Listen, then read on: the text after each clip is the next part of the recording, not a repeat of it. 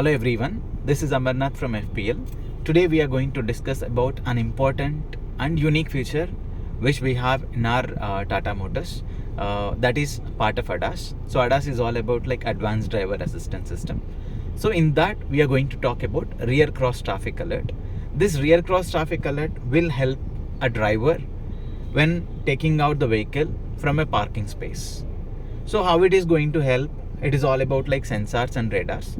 So when I'm engaging reverse, the radar will help me to sense 5 meters to the behind, and any vehicle approaching from the right or from the left, the vehicle senses. And let me show you how practically it works. For example, now I have engaged reverse. If you see here, if any vehicle is coming from the left or in the right, so obviously we can see that there is a kind of an indication in the now. For example, there is a vehicle coming from the left and there is a vehicle coming from the right.